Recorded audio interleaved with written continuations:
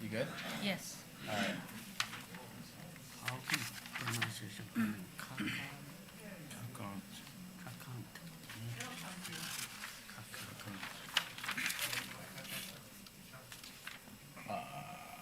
No. Use a hotspot.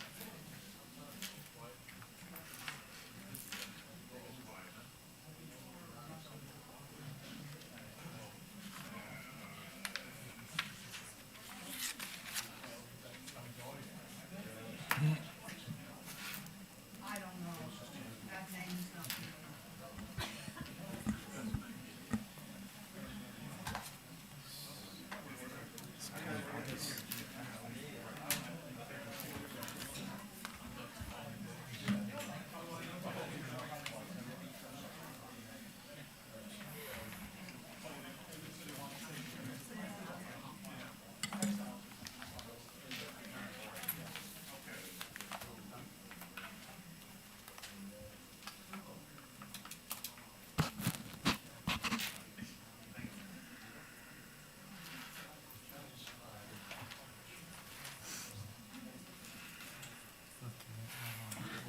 We are waiting on Councilman Luciano, Councilman Patel, and Councilman Katrubis. Yeah, Katrubis is phoning in, and then Patel's like 5 minutes away, he said.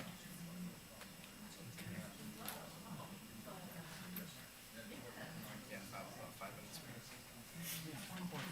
No, Katrubis is gonna call in. Patel is 5 minutes, he's driving here, he's almost here. If you wanna wait, or we can call him if you want.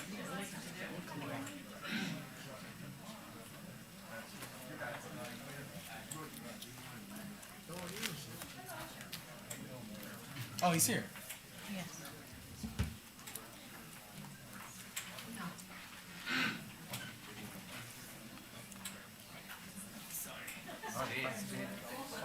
Somebody want to call Tim? Yeah. Does somebody want to call Tim, or you want to call him? He's gonna call Tim, and then you put it down.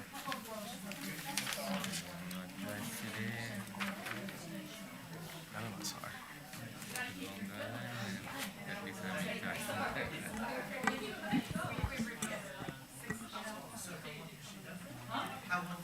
What are you looking for?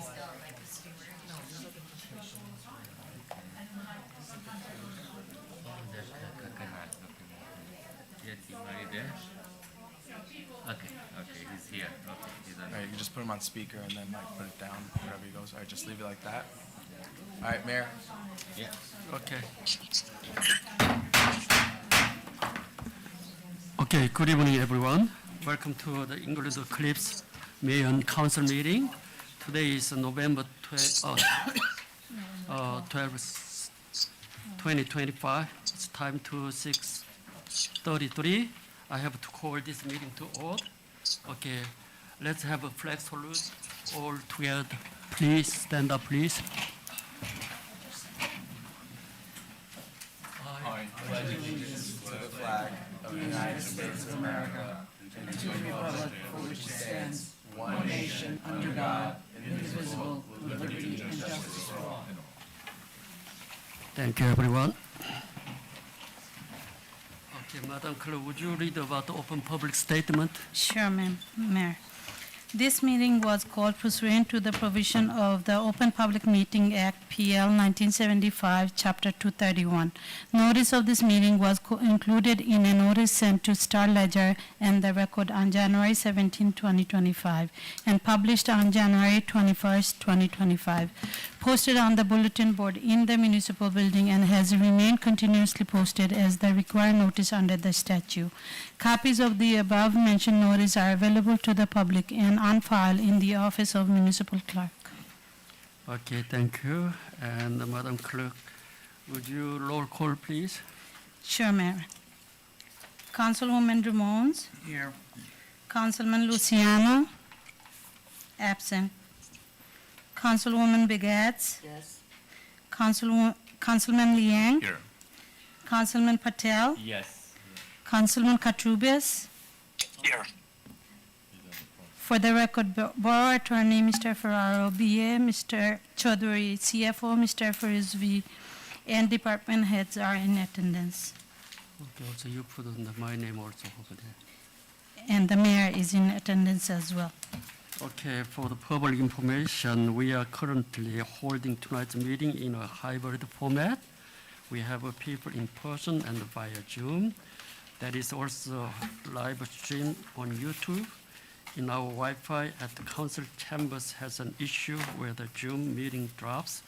We will aim to retrieve the connection to continue the meeting. Okay.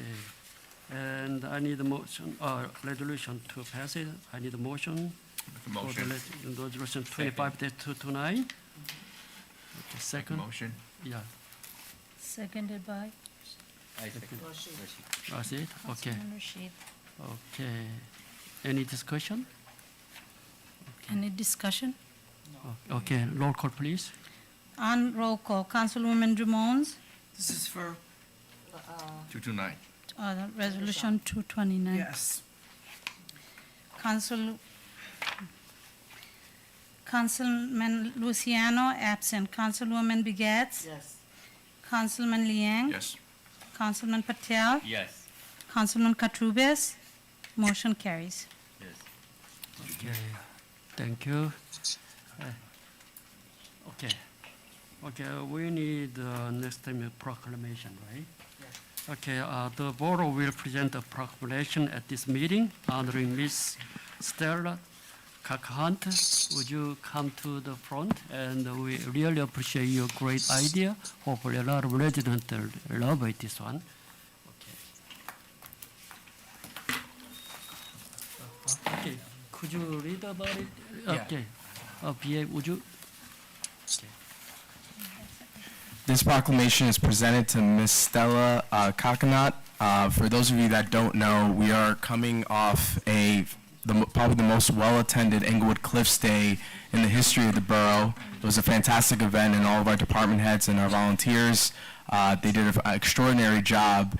And but the highlight of the event, and I think everyone can agree, is when we come to a place like this, we see that, you know, young people are taking initiative. And, you know, we're on major momentum. Last council meeting, we honored a U.S. presidential scholar here in Englewood Cliffs, and this evening we're pleased to honor Ms. Stella Coconut, who took the initiative. A 12-year-old resident from our community took initiative, and we have now the Little Free Library at Whitty Field. And it takes a lot of coordination to get us all on the same page, but if it wasn't for her, this would not have happened in our borough. So she made a major landmark take place here in the borough, and she deserves to be congratulated. So I'm pleased to read this on behalf of Mayor Mark Park and the Municipal Council into the record. This proclamation is presented again to Ms. Stella Coconut, whereas the Mayor and Council of the Borough of Englewood Cliffs take great pride in recognizing the outstanding achievements of residents who have distinguished themselves through their talents, accomplishments, and dedication. And whereas the Mayor and Council of the Borough of Englewood Cliffs wish to recognize the remarkable civic initiative and community spirit demonstrated by Stella Coconut, and whereas at just 12 years old, Stella has shown extraordinary leadership, creativity, and compassion by proposing the establishment of a Little Free Library in Johnson Park, a project designed to foster literacy, connection, and kindness among residents of all ages. And whereas Stella's vision highlights the importance of reading, sustainability, and community engagement, reflecting the very best values of the borough of Englewood Cliffs. And whereas through her thoughtful proposal and commitment to fundraise, build, and maintain the Little Free Library with the help of her loving family who's in attendance tonight, Stella has set an inspiring example of youth leadership and public service. And whereas the Borough Council wishes to commend Stella for her initiative, dedication, and positive spirit in helping to make Englewood Cliffs a more connected and vibrant place to live. Now therefore be it proclaimed that I, Mayor Mark M. Park, Mayor of the Borough of Englewood Cliffs, along with the members of the Borough Council, do hereby congratulate and honor Stella Coconut for her outstanding accomplishments and extend to her our best wishes for continued success in her future endeavors. In witness whereof, I have set my hand on the seal of the office of the mayor on this day, the 12th day of November in the year of 2025.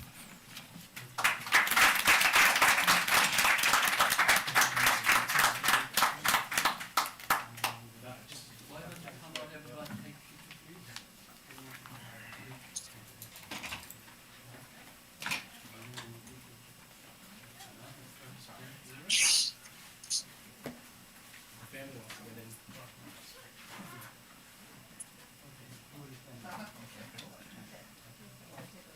Anybody want me to take a photo with their phone?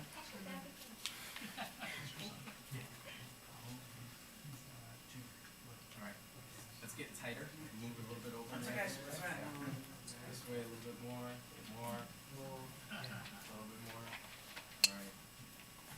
Start with this.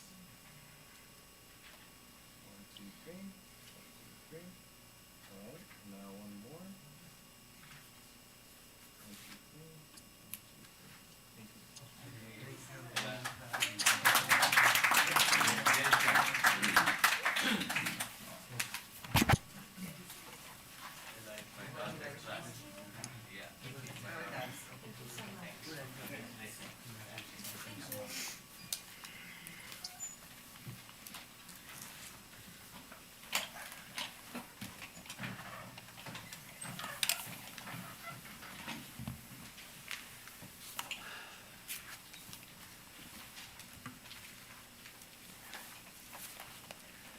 Okay, before move on here tonight, I wanted to recognize before moving to get tonight, I wanted to recognize and congratulate Mr. Tae-ho Lee and Mr. Mitch Kapsakis for the great result in this election. Also the final certification is not yet completed, but it seems very likely they will be confirmed as the winner. I also want to thank Councilor Glenn Luciano and Mark Sango for their hard work and dedication during the campaign. They did a great job. Let's all keep working together for the good of Englewood.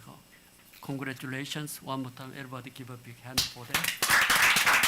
Okay. Stand up. Where is Mr. Kapsakis here? Where is Mr. Lee? Okay. Okay. Yeah. I hope. Okay, thank you, and then congratulations. Okay, and then next up, Sherpo, could you present about it? Yes, ma'am. Yeah.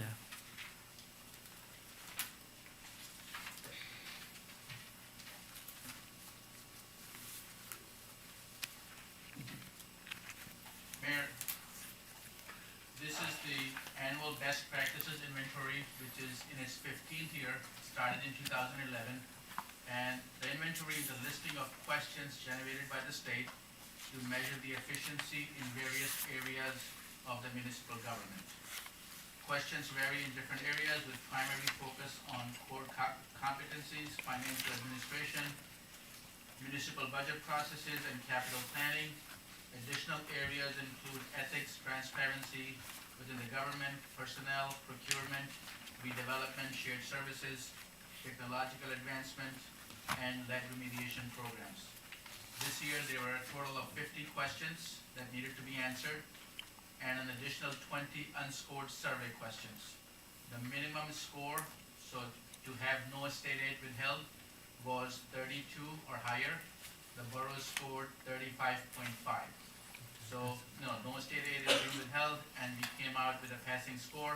Just to give you an idea on what kind of questions the inventory asked for example, in the budget, they measure if you're introducing and adopting your budget on time, if you're doing a user-friendly budget, if you have, under capital, if you have a multi-year capital plan and schedule.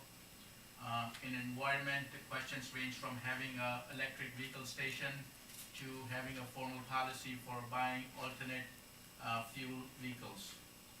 Under insurance, it talks about health benefits and how we procure health benefits.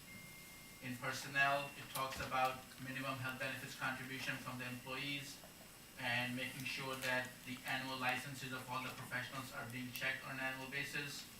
Under transparency, it asks questions that have to do with having information available on the website and being open to the public in requesting documents like salary ordinances, agendas and minutes, and the financial documents. So those were just a snapshot of some of the questions that we had to answer.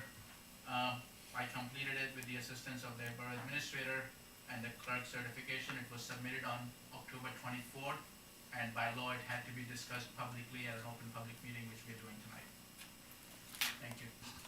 Okay, thank you. So, can I ask about the public, can I give the public session right now, or? No, Oh. he has another presentation. Okay, Should I be able to you want present another about the? presentation? This completes the Okay. best practices inventory discussion.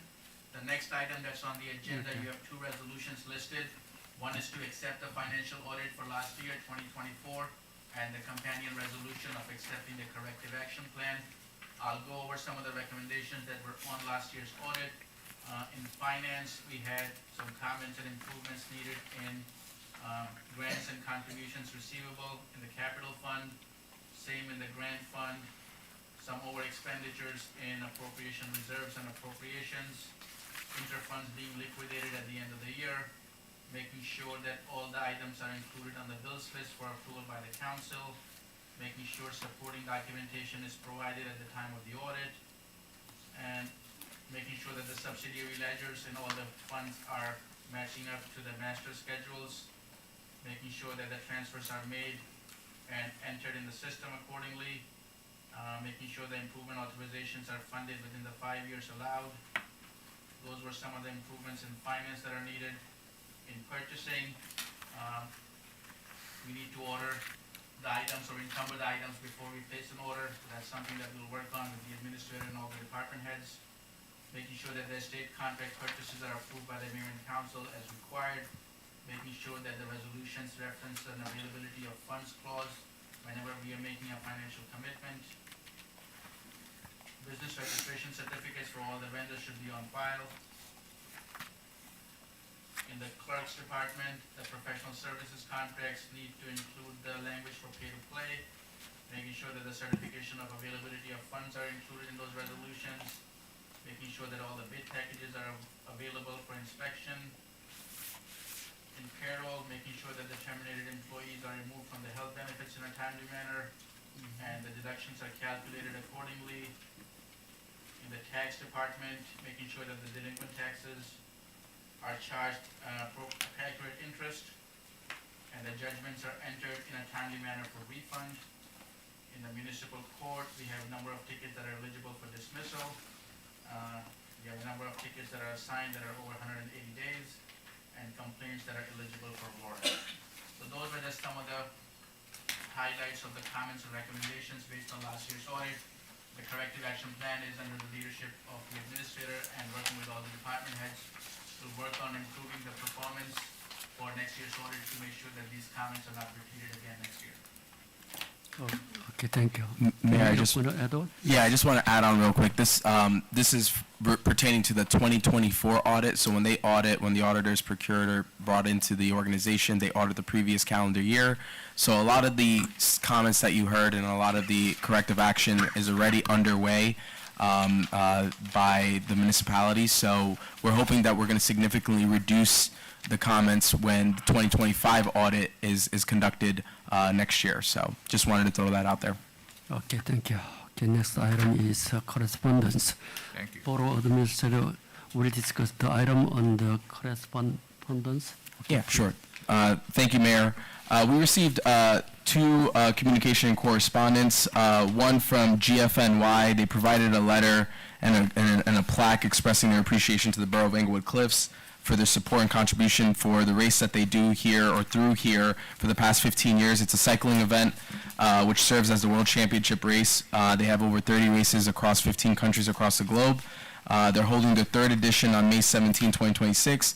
They're also notifying you in this letter, which there's a copy online for everybody to see as well, and in the packets that serves as a formal notification to the borough that they will work with the borough on the permit process and supply a copy of the certificate of insurance for the race in March of 2026. The second notice came from the U.S. Bankruptcy Court. It's regarding a liquor license. JJ Bada Corp. 464 Operating Corp. They're made a motion to file to sell license and the business assets. This issue is being monitored by our municipal attorney as well as our municipal clerk as well. Okay, thank you. Okay, next item is department head report. Okay, I want to follow about this order, administrator. Could you start first? Well, thank you, Mayor and Council. First off, I'd like to express my deepest gratitude to the Mayor and Council in its entirety for their support in voting for me to continue to serve as the Borough Administrator here and supporting my efforts as I work with everybody in the department heads. It's been quite a ride here in the last 7 months, and I really wouldn't want to be any other place. So I thank members of the community. I thank everybody here for constantly being a big reason why I want to be here and continue to work. You know, there's a lot of late nights here, but it's all worth it. I'd like to also, again, reiterate, I want to recognize the most well-attended Englewood Cliffs Day in borough history. Sincere thanks to all of our departments from Recreation, Police, Fire, DPW, OEM, the borough staff. They put a tremendous amount of effort and coordination and teamwork to make this event successful. We even had rides for the kids. You know, the PD was behind the grill with DPW. And we were just having a great time connecting with our community. We're hoping to make next year, the 5th annual one, even bigger and better. And also thank you to our sponsors for their generous support in making this community celebration possible. It's our big event. I always said, you know, we got to go out with a bang with EC Day, and you know, we had a lot of our community sponsors. Even with the arrival of Samsung, LG, they all supported our event, and you know, they deserve to be thanked for that. Once again, a special acknowledgement to our young resident, Stella Coconut, for her leadership and initiative at EC Day. As I highlighted, we had a little free library now available for residents to, if you're strolling at the park and you want to have a nice read, you could take a book, read it, put it back, or put another book in there. It's a great resource for the community. It's a great community fixture that perfectly embodies the civic pride and creativity here in Englewood Cliffs that we're going to continue to build on. A few more updates. Our road resurfacing program is through the Riverside Co-op is underway. According to the Department of Public Works and our borough engineers, it's progressing smoothly with 3 remaining streets scheduled for completion next week, weather permitting, along with 1 day of concrete work. This year's program reflects our continued investment in infrastructure and our commitment to preserving the quality of our borough streets, and we're coupling that with an ordinance that is on the agenda that is up for public hearing and subsequent adoption that basically is aimed to preserve our roads, that sets a moratorium policy. It's aimed towards our utilities to basically hold them accountable. If you dig on a road, you're going to pave it curb to curb if it's on a street that was recently paved in the last 5 years. In addition, there's a process for emergency work and how you notify. So once again, we're going to create this clear paper trail, and it's going to work through the Department of Public Works in conjunction with our municipal clerk, our police department. Everybody's going to be aware, because now that we're doing all of this work, it's important that we preserve the roads and the work that we're doing. So I want to thank our members of our mayor and council, as well as the members of the community, for pushing us to get to this point as well.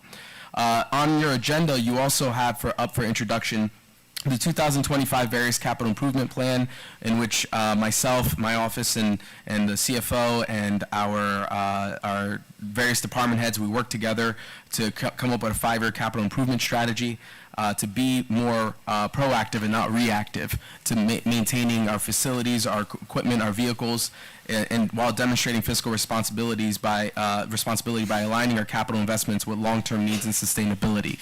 So that's up for introduction and then subsequent public hearing and adoption if approved for second reading next month. We also have on the agenda the sanitary sewer work improvement up for phase 1 improvements. The sanitary sewer project is well underway with jet cleaning, inspection, and video analysis currently in progress. You might have seen crews out there on the street, courtesy of our DPW Superintendent Mark Neville, who's been really spearheading this effort to do what needs to be done. The appropriation for phase 1 is $950,000, which will allow our engineers to assess the full condition of the system, identify areas of concerns, and then actually do the physical work that needs to be done to begin. Now, folks might be wondering what's been going on with the $3.2 million. As you know, I think recently the Senate just voted to end the government shutdown. However, we had a recent call with U.S. Senator Andy Kim's office, and basically we have not heard any result yet of the $3.2 million. You know, now it's time to do the work, you know, appropriate the funds and start working towards the plans that were created. And I think once again, the mayor and council for taking the initiative to put our best foot forward in that direction. Under the topic of health benefits market analysis, we were able to bring on Brown & Brown to do a consultation for us at no cost to the taxpayers. In our borough's history, we never went to go do a claims analysis, to go ask for our experience from the state of New Jersey. We're part of the state health benefits program, and with the rising healthcare costs, right now we're at, I think, 37%. It's going to go to 39%, and then it's rumored that it's going to go to 50%. They are literally going to burn the state health benefits program to the ground and try to build it back out, and the costs are, on the taxpayers. So we don't want to just sit there and just, take the hits. We want to do our due diligence and do the research to see if we're going to be able to look at the market. And so part of our commitment to exploring all options to control the costs on both the employee and the borough side, we engaged with Brown & Brown to perform the market check and compare it with the borough's current coverage with the state health benefits program. And basically the findings indicate that there's right now no alternative carriers were able to provide a low-cost option for the 2026 plan. Major providers, Horizon Blue Cross Blue Shield, AmeriHealth, Aetna, Cigna, United Healthcare, they declined to quote us due to uncompetitive rates. But one thing that I want to mention here as a limiting factor that basically highlights our medical loss ratio at 182% is our retiree population. The borough currently is paying 100% of the retiree benefits, which obviously our council and our legal counsel and a lot of folks are looking into, which is not supposed to be taking place according to Chapter 78 provisions in the State Health Benefits Program. It's been like this for many years now, dating back to 2011. Our CFO, our labor counsel, myself, we identified this. We're working through this through our council to solve this situation, but this contributed and reflected poorly in our research because nobody wanted to touch us with a 10-foot pole because of that. So I just want to let everybody know we're working through this, but this has been a long-standing issue in the borough. And obviously we're working through with our collective bargaining units also to address this in a fair way. Moreover, a formal proposal has been sent to the Englewood Cliffs Board of Education outlining an interlocal agreement for snow removal, solid waste collection, transportation, and disposal, recycling collection, transportation, and disposal. This proposal is subject to approval by both entities, both on the Board of Education and on the borough side. The discussions are remaining active as we seek to formalize a framework that has no paper trail and that protects both the borough and school district from liability because, once again, we are doing all these services, but there is no protection for our borough personnel that's going on school district property while maintaining the service in a continuing fashion and being cost efficient. I do want to mention that right now the borough is doing these services and the entire taxpayers are subsidizing the service for the school district. Typically what you see in other municipalities, there is an interlocal agreement that takes place when it comes to these kinds of services. And it's a fraction of what basically the cost is for providing such service. So we're just basically doing this to cover our costs, but also at the same time to cover us from a liability standpoint.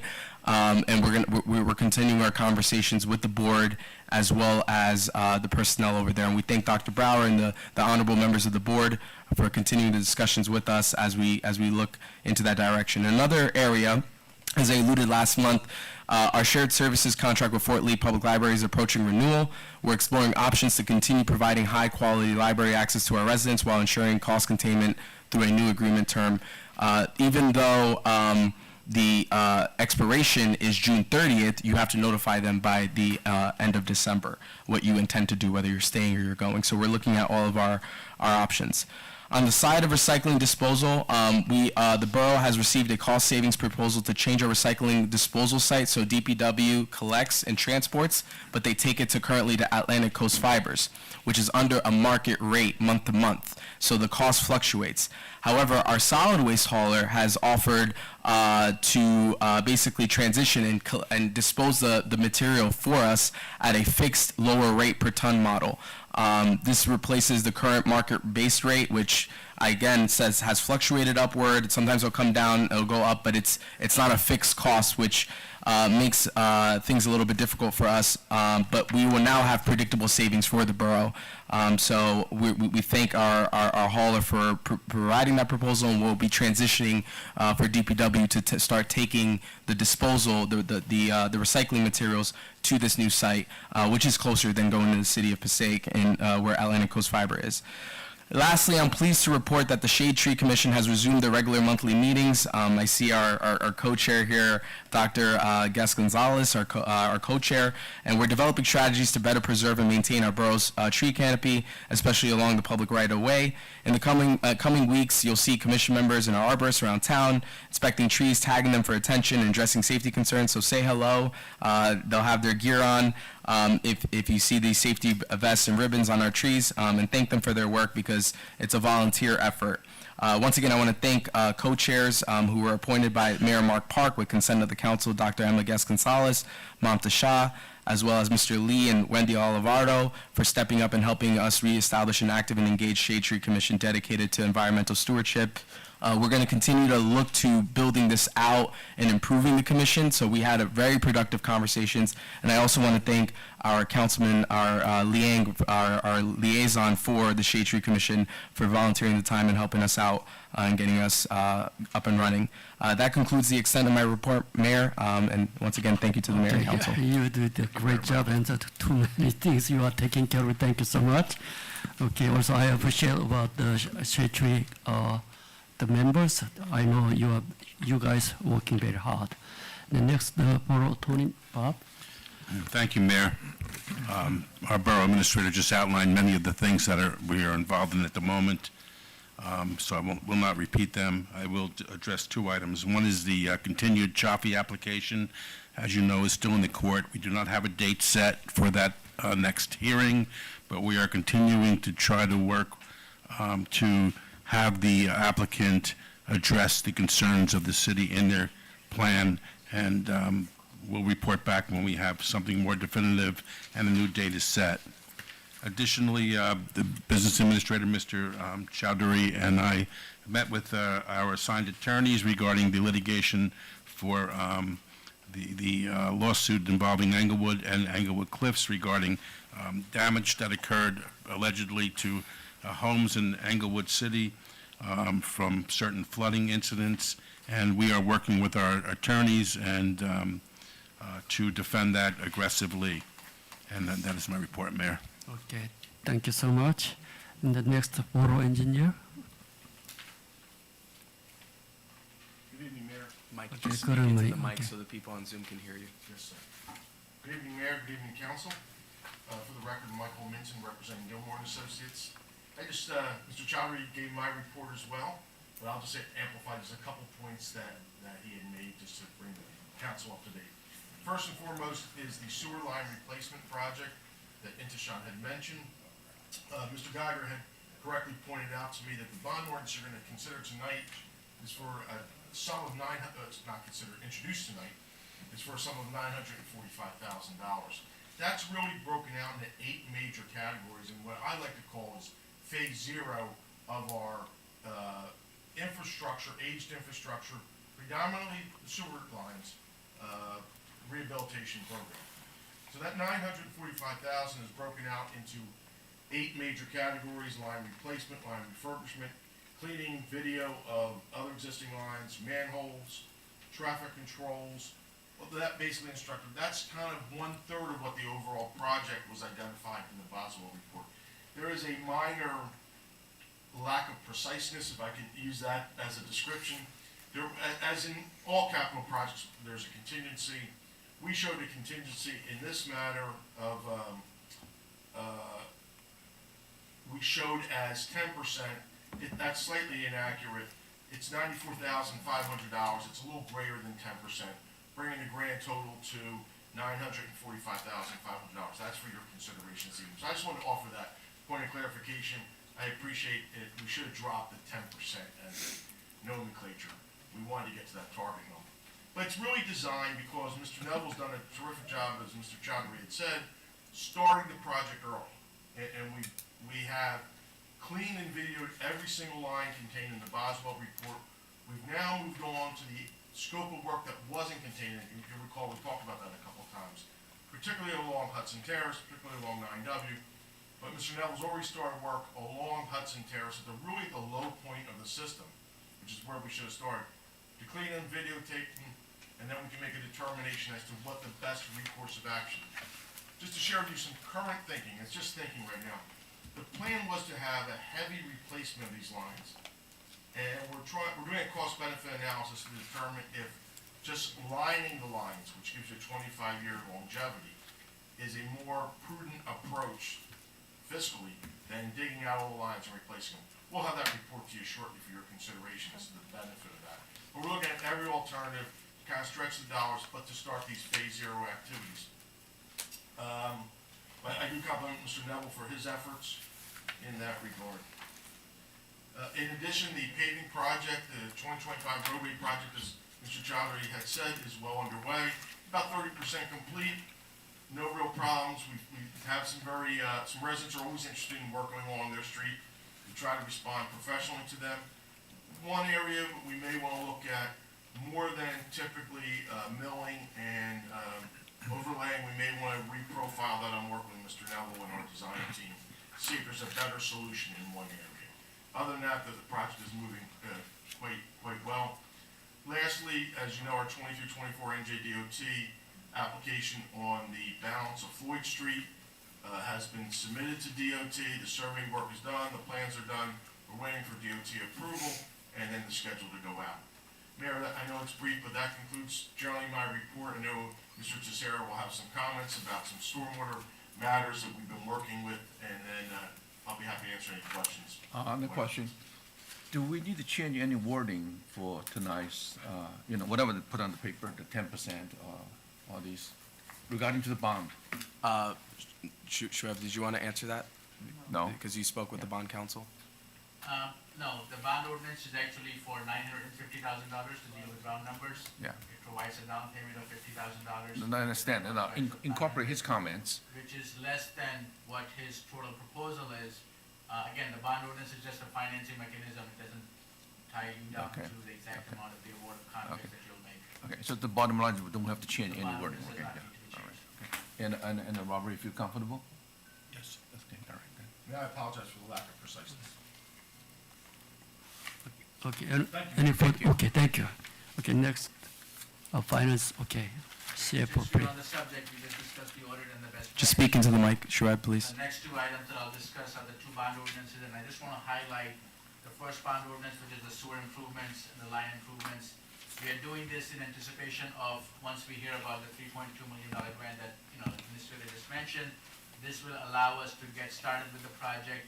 In the event when we do, if and when we do get the grant, we can scale it down, we can cancel the unauthorized debt, and then go forward using the grant funding. So this is just the first step towards the big project.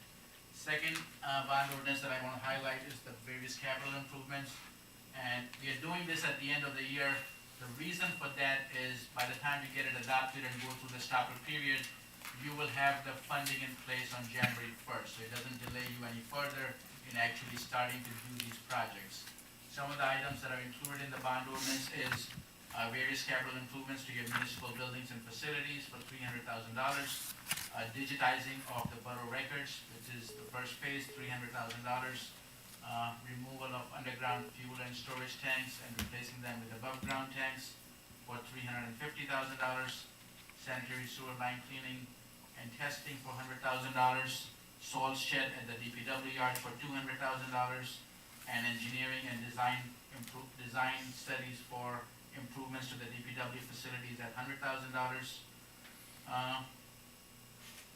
Acquisition of new and additional equipment and vehicles for the DPW at $550,000. That includes a roll-off truck, a dump truck, and one more equipment, wheel loader. So that's a total bond ordinance of $2 million with a down payment of $100,000. And debt authorized of 1.9. On the tax side, the due date for the fourth quarter was this past Monday, and the tax collector is preparing for the year-end tax sale. So we'll update you on the tax sale results toward the end of the year. Thank you, Mayor. Okay, thank you. Okay, next, police department, please. Hi there. Okay. Ben Cotton presenting on behalf of Chief Hankelman, who's on a pre-planned vacation. He apologizes for not being here to deliver the report, but if at the end there's any questions, comments, or concerns, I'll bring them back to him, and he can follow up.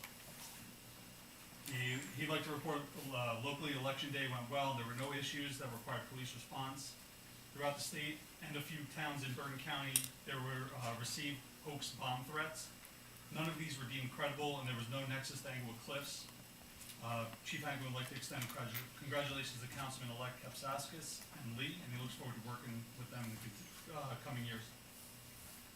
Veterans Day, he'd like to thank all veterans of armed forces, especially our very own Lieutenant Colin Ford and Patrolman Joseph Farley, who both served in the United States Marine Corps. Some noteworthy events. There was a storm predicted for October 12th and 13th, ended up becoming a non-event. Borough paving has commenced on November 5th and should be done this week by the 14th. J. Fletcher Kramer and PSE&G began work on a new manhole at Castle and Wood. Started last week while school was closed, and they hope to have it completed before Thanksgiving. The schools and school bus companies were all notified. DPW could add more details if needed. There was a complaint of speeding on Persian Road. The chief deployed a speed sign, which will collect data. After a period of collection, the data will be analyzed to determine scope and severity of the issue, which will determine the next steps or actions. There were a couple of community outreach events that he wants to note. October 17th, PC Day, well attended. There were no issues that required police response, and he wants to also thank Sabret for their generous donation. On the 18th, the New Jersey DMV mobile unit was well attended. There were no issues. There was a nice service to the residents, and he looks forward to looking forward to doing it again in 2026. Lieutenant Jermones was assigned and stated that it appeared to be a successful event. On the 24th, Sergeant Peterson did his annual Halloween safety assembly at both schools. On the 27th, the Englewood Cliffs Bargaining Unit golf outing. He'd like to congratulate the membership for putting together a great event, and on behalf of the BU, I'd like to thank Mayor Park for his participation in the event and, of course, his generous sponsorship. Golfers really enjoyed a great day. Mischief Night was a non-issue, and there was no damage reported. Halloween, specifically Irving Avenue, in an abundance of caution, officers on duty made the decision to close Irving Avenue to vehicular traffic due to a large number of children and other pedestrians. They began clearing the road around 6 p.m. and it was fully open by 6:15 p.m. The duration of the closure was less than 2.5 hours. Probationary police officer Lyon and Sullivan are assigned to the Bergen County Police Academy, and they're doing well. The graduation is scheduled for December 19th. As another note, it's getting dark earlier. Historically, our agency will see an increase in burglaries, motor vehicle thefts, things like that. Just please lock your doors, set your alarms, if you have surveillance cameras, make sure that they're working. It helps me as a detective, my partner, Ron Wall, solve some of these crimes, but just be aware of that. It is getting darker. And lastly, he wants to wish you a very happy Thanksgiving. Okay, thank you so much. Okay, now OEM department. OEM? Okay.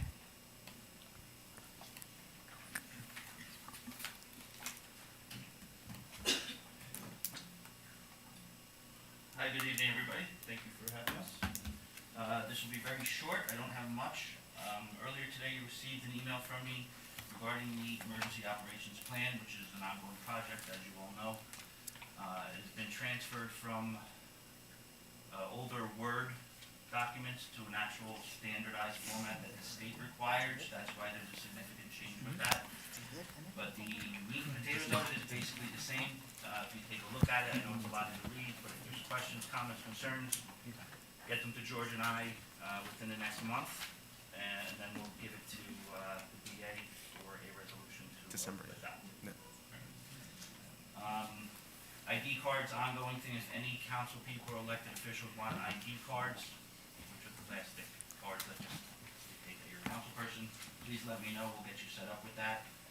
Generally by the end of the year, I try to get all those done and not entertain it again till like halfway through the year, June, July, and then again towards the end of the year. I try not to do that all year long because then everybody's expiration dates are staggered and you're constantly doing it, so I like to do that twice a year. There's a training event, if anybody's interested. It's going to be at, give me 1 second, actually MetLife Stadium on December 9th. It's only 4 hours, it's 9 a.m. to 1 p.m., and it's for OEM coordinators, deputies, and elected officials that want to get some basic information on what OEM is, what it does, and terminology and stuff like that. If anybody's interested, just let me know. And the largest project is the ambulance, CMS. We're at the tail end of it, we're still working on it. Give me another month, it's been this long now, another month, hopefully we'll get that finalized. We're trying to accommodate all of the wishes and wants of everybody, and I think we'll get there. Okay, thank you, Lieutenant James Tracy. Thank you so much. Okay, next, Fire Department. Andrew Nico, please. Good evening, Mayor and Council. Just a short report. Just echoing what Lieutenant Totten said, the fire department through October was Fire Safety Month. We had some very nice community engagement with the Northcliffe school children as well as some of the local preschools. Also, we participated in the Englewood Cliffs Day, as the borough administrator mentioned. From an operational perspective, we did have a deployment to the borough of Edgewater for our high-angle team. This was an attempted rescue for a person on the cliffs. Luckily, that was just concluded without any incident. And just as another note, myself and the borough administrator worked with the state of New Jersey in Operation Save a Life to procure smoke alarm units for residents in need. The borough administrator has further information on that. These are available based on, they're available free to residents. We procured basically an entire pallet of them, for lack of a better term. We'll be engaging in some community outreach to see if anybody needs them. Lastly, congratulations to the new members of the council. Look forward to working with you, or my condolences, Mitch. We're here to serve, and that's it. Have a happy Thanksgiving. Okay, thank you so much. Next, Building Department, Gino, please. Good evening, everybody. The subject came up the last meeting about 800. The subject came up about 800 Sylvan for stormwater management. So I just want to give you a little idea of what we're doing up there. Thank you. Okay, thank you.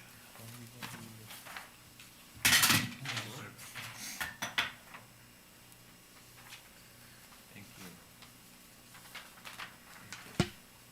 Thanks, appreciate it.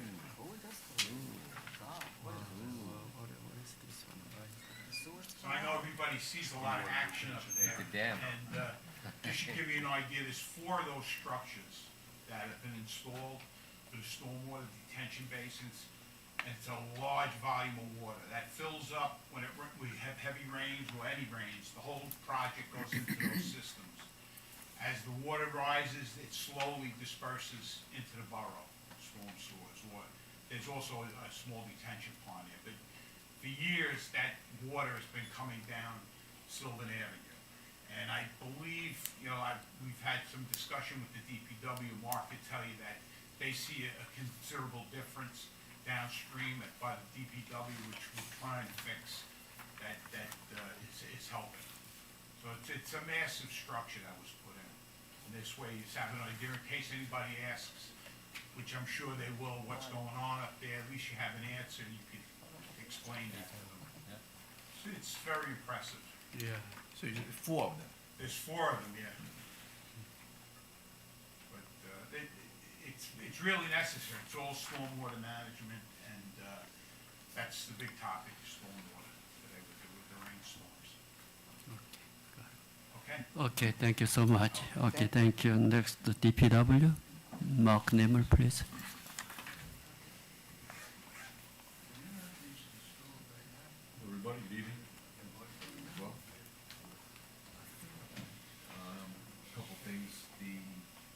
sanitary sewer repairs do continue. You know, Mike touched on it, as well as Sean.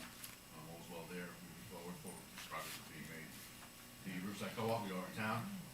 These programs, as much as we design them and get them out there, a lot of things have to go to the residents.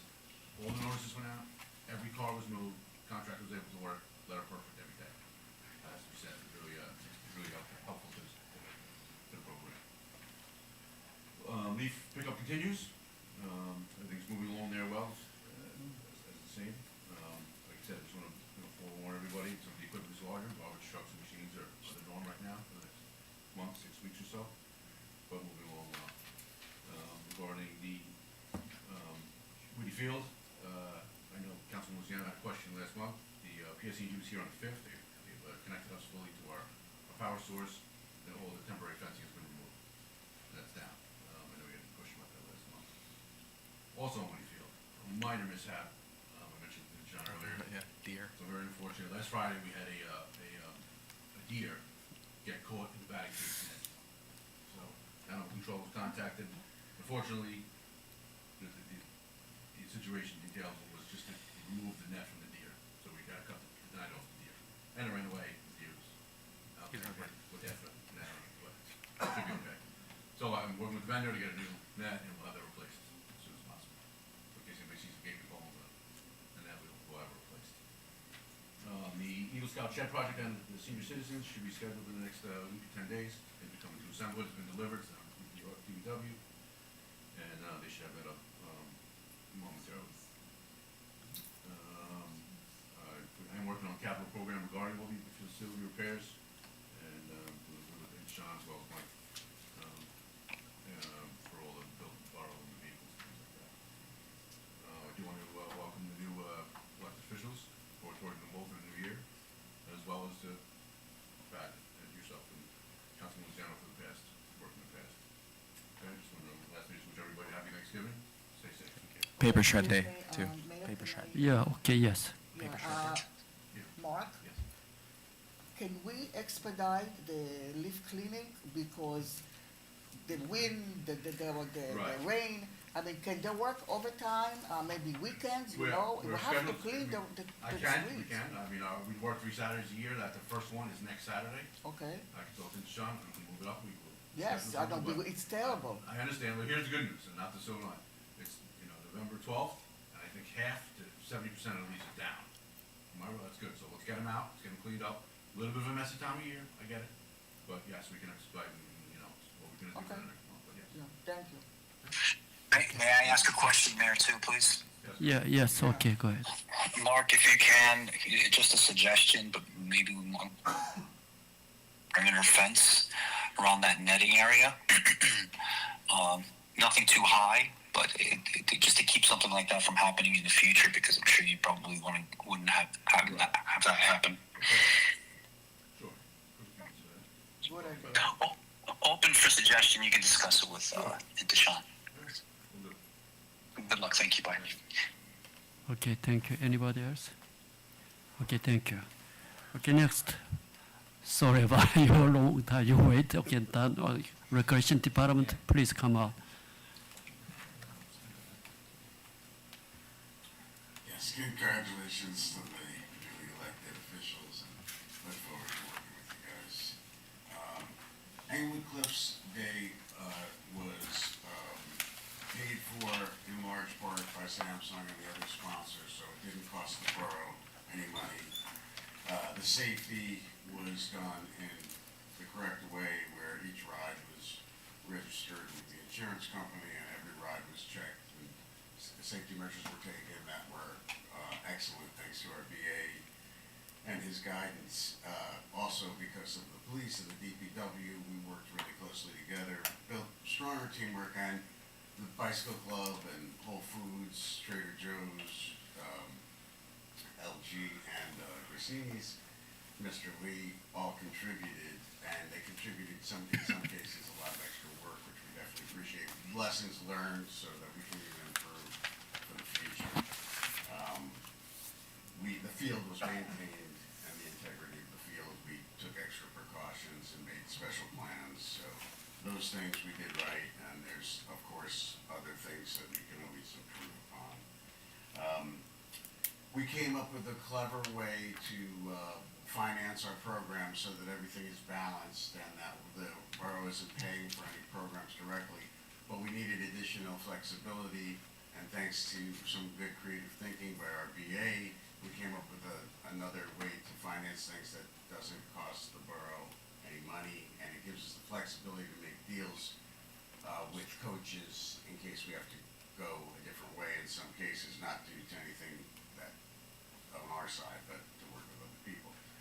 We're also working on a calendar for the full year next year. We're starting early, and that's giving us a big advantage.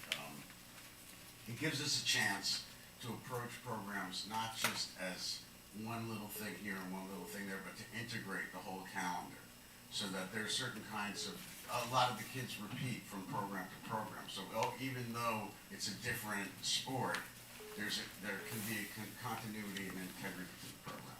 So we're looking at all those things, and we have the facilities and fee schedules in the ordinances. We've been working on that because that all had to be updated, and that's an ongoing process. Definitely appreciate all your help and guidance and input into that. Okay, thank you for your hard work. Anybody, any question? No? Okay, thank you so much. Okay, next.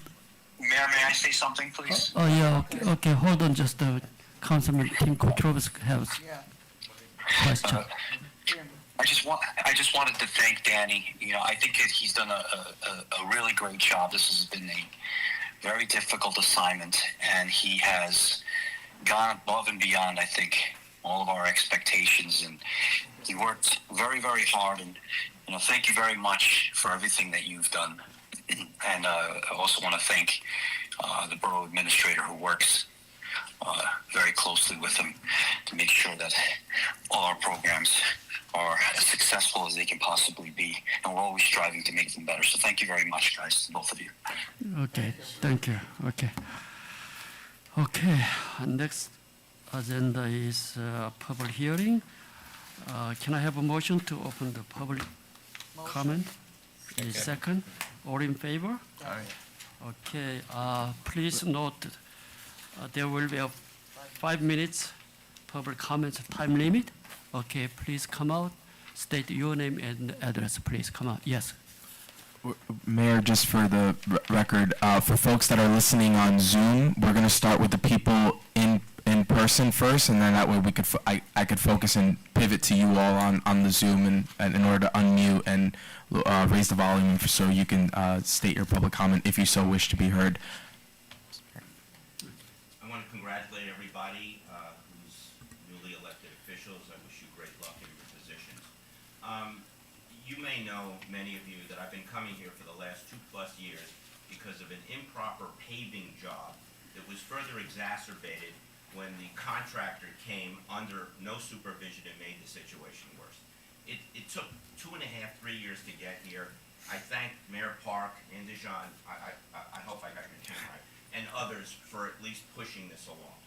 Anyway, in the last month or so, we had been in touch, and Mark Neville, and I thank Mark too, okay, to try and get this over the line correctly.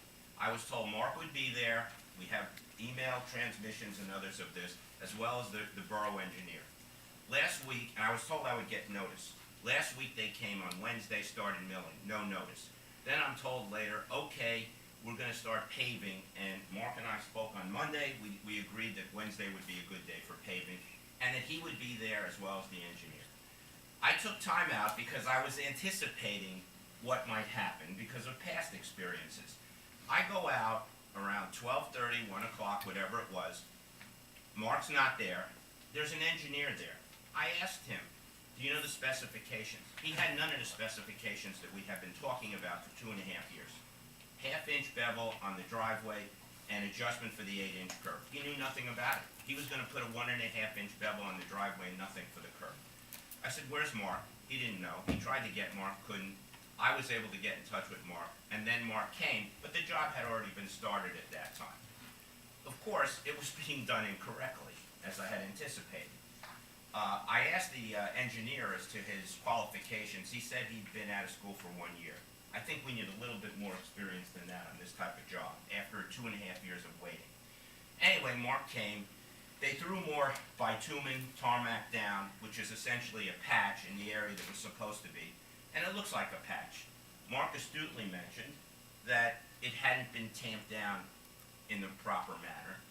He then left and left it up to the engineer. The engineer did nothing. I had to be out there basically supervising. And they don't take orders from me because I'm just a resident. I'm not part of the town. Anyway, it looks like a patch, but they didn't get all of it down. I tried to get the workers' attention on this, and I was told by one of the police force, well, he'll get to you at time. When he got to me, he said, I'm not doing any more. I then spoke to Indishon later that afternoon. You were on the call. Mark was on the call. You had told Mark, get them back here and have them fix it.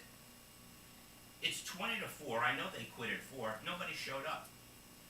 You had told me you were going to get back to me. You didn't. I called Mark. Mark said, well, I was there the whole time. That's not true. He was only there after I called him, after the job had been done. His solution now was to heat the area up. It's already cold weather. This stuff sets, I was told, in about 45 minutes, but to heat it up and try and do this again. I have no confidence that this is going to be done anyway correctly, and they may screw it up further like they did 2.5 years ago, and I might have to live with it. The reason I'm here today is because I want everybody to know, why are we paying, pavers that are incompetent? I get counseled by a police officer who's supposed to be, from what you said, directing traffic, and I'm not supposed to talk to somebody?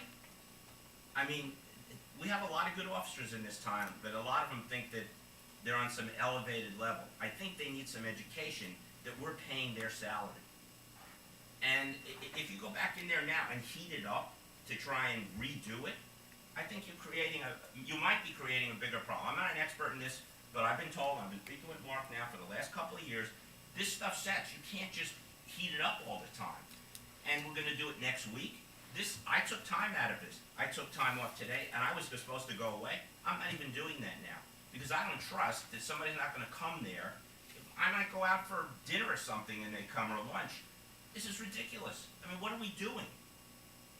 We're paying for incompetence? 2.5 years, it was asking too much that a competent engineer and our town administrator is there from the beginning to the end of the project to see it through? Am I supposed to be out on my front lawn supervising? This is not my job, but I should be submitting a bill to the town to pay for my time. Now, if anybody has anything to say about this, I would love to hear what anybody's thoughts is on this. And if anybody thinks I'm wrong, let's have it now. Let's talk about it now. I know it's your engineering firm. Do you think sending somebody with 1 year of experience, not having been counseled properly as the specifications, having me out there, that's not my job. Okay, time is up. Okay, we're gonna discuss furthermore. Okay, thank you. Okay. The responses will come at the end of the public portion. Thanks, Perry. Okay, thank you. Next. Mr. O'Shea? Okay, come on here. Yes. The longer I wait, the more Get them questions the I microphone. get. you wanna- you Give just- it the just help? microphone. You don't have to Yeah, get no, up. I get up, thank you. Okay. Please mention your Thank you name. very much. Wait, I gotta push my timer. Wait a minute. Just mention your name for the record, please, yeah.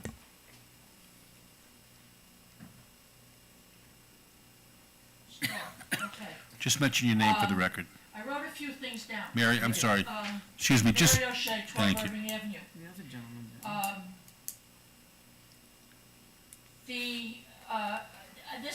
The comments that I'm gonna make are not personal to any particular individual and not to be taken that way, all right?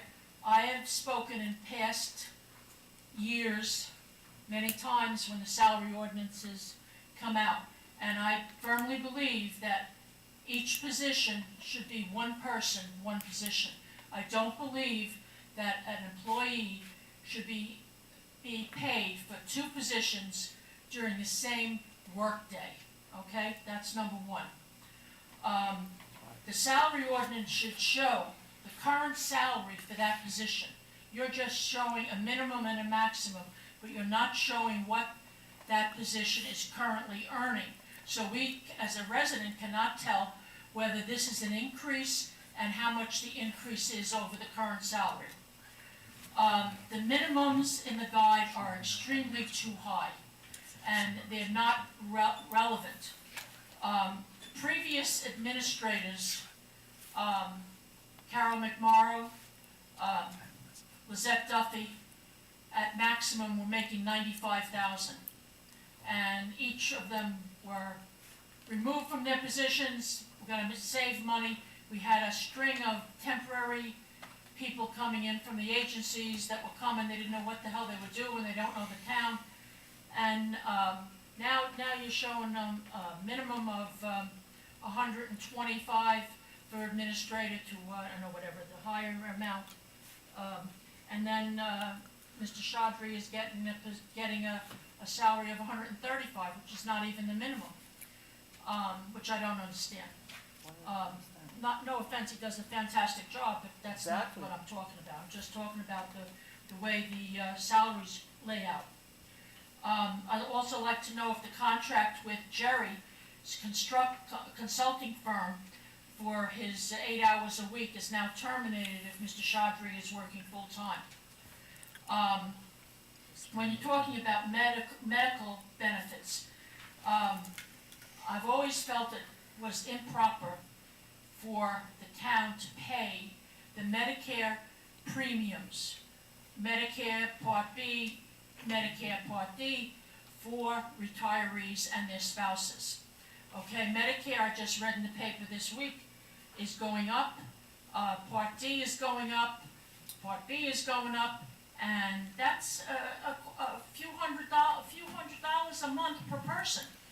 And for a couple, it's double. And I really don't think that's something that the town should be paying. People that work anywhere in the country at minimum Medicare have to pay those premiums themselves.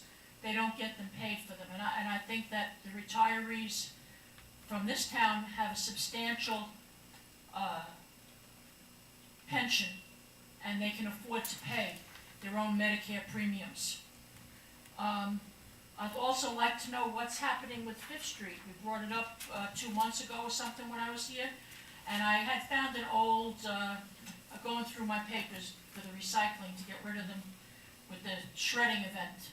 But there was a study done by Boswell for Fifth Street a number of years ago, and I mean, that should be accessed by whoever's doing anything, or if they're not doing it, they should be doing it. Also, Fort Lee is always a mess traffic-wise, and Irving Avenue, Summit Street, Mercer are cut-throughs now to get to Route 4, and the cars are speeding. And I would like to see a police car, unmarked car, not a one with the name on it. Check for speeders on Summit Street between Van Ostrin and Mercer, and also on Irving Avenue. They come down in the afternoon, one after another, bing, bing, bing, bing, one car after another. They come down fast, and now with cars parked on the street and leaf piles on the street, it's an accident waiting to happen. And you can't even get out of your driveway. And I think that we need to, at one time I know there were some residents that come in and asked for a stop sign on Summit Street for the cars coming south at Irving Avenue, so that the cars have to stop and then go. Okay, they just go right through. And that street is undersized, we all know it, so that needs to be something that needs to be done. And I would hope that you would look into it. And the last thing I had brought up previously, other years, many years, is the snack bar. When you talk about trying to raise revenue for recreation department. When my kids were in Little League and in softball, I ran the refreshment stand. And all the money that we made on the refreshments went in to support the activities. Now, I know, I don't know if it's still in effect, and I'll stand to be corrected, but that has been given to an individual to run the refreshment stand, but I believe the individual keeps the profits from the refreshment stand. Now, that shouldn't be. Palisade Interstate Park Commission has a refreshment stand down at the boat station, and they put it out to bid. I've read the bid spec in the Bergen Record. They put it out to bid for somebody to bid and how much they will pay to operate the stand, because they keep the profits. I mean, they're getting a business location with electricity, gas and electric, and a guaranteed audience for customers. So I think that's something that needs to be done for the rec department. Okay, Additional revenue. thank you so Put it out to much. bid. Thank you. Okay, thank you so much. Thank you. Next person. Next person. Anybody? Okay, yes, come up, please.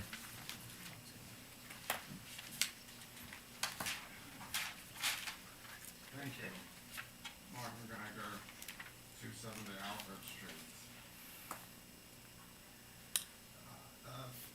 July 29th, you signed that MOU with LG over 3 months ago. I'd like to know the status of all the things that were referred to in there, smart poles and so forth, but particularly in connection with this bond ordinance, which includes $300,000 for digitalizing records. I want to know what records we're digitalizing and why LG isn't doing that as part of its services under the MOU. I'm asking my questions now, perhaps you'll be able to answer them when I'm done. I know there's an attempt with these new fees, recreation fees, to offset the cost of the programs and put the burden, and in fact, we're putting the cost of the programs on the parents of the children, which I think is your objective. But I would like to just note in passing that the borough has long subsidized the activities of the senior citizens in the town through, I'm a member of that organization. Speak into the mic, please. We pay a modest annual fee for that, but the borough subsidizes the senior citizens. And I have no objection to that. I just want to know why there seems to be a dichotomy between subsidizing recreational programs for the youth of the town versus subsidizing programs for the senior citizens of the town. I'd also like to know, I'd also like to reiterate what Mrs. O'Shea in particular said about Mr. Barberio. I would hope that as a follow-up to the contract with the new borough administrator, that you can terminate the expense that you've had with the former borough administrator. And then finally, there's $300,000 of sewer work in the $2 million bond ordinance. And I'm a little bit, it's a little bit, not a little bit vague as to what that is and why isn't that sewer work part of the $945,000 bond ordinance. I think that's all I have for now. I'm sure Mrs. Geiger has a few more comments. Thank you. Okay, thank you. Okay, yes, come out. Of course, Mrs. Geiger has a few more comments. First, I second everything Mrs. O'Shea said about the salary ordinance. I'm not going to repeat them. But I think that especially, I noticed you're establishing a new stipend for the clerk to conduct the elections.